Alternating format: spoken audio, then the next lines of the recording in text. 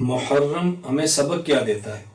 محرم جو ہمیں سبق دیتا ہے وہ سب سے بڑا یہ ہے کہ رسول اکرم صلی اللہ علیہ وسلم کی سنت کے مطابق زندگی گزارنا، اللہ تعالیٰ کے حکم کے مطابق ڈٹ جانا، یہ مسلمان کا شیوا ہے۔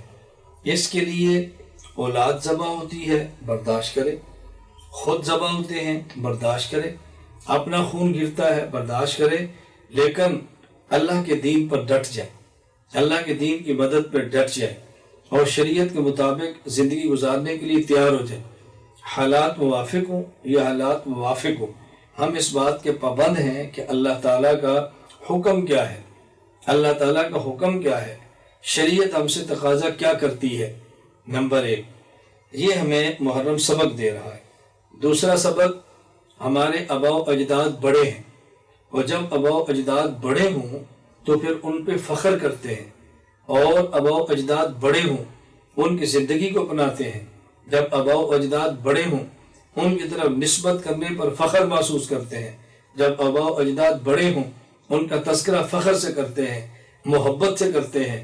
حضرت حسین رضی اللہ عنہ، دیگر اہل بیت اور پیغمبر کے صحابہ، یہ وہ لوگ ہیں کہ جنہوں نے خون پیش کر کے، اولاد کو یتیم کرا کے، اپنی بیویوں کو بیوہ کروا کے ہم تک دین پہنچایا ہے۔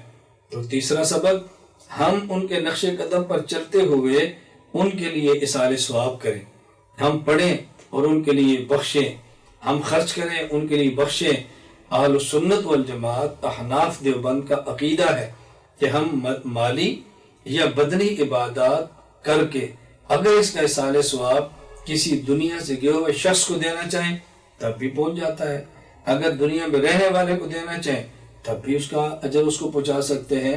تو یہ بات بڑی اہم ہے کہ محرم کا مہینہ ہمیں سبق دیتا ہے صبر کا، فخر کا، اپنے کابرین سے نسبت کا، ان کے نقش قدم پر چلنے کا، شریعت کے حکم کی پابندی کرنے کا، اور اپنا سب کچھ اللہ کے راستے میں لٹانے کا۔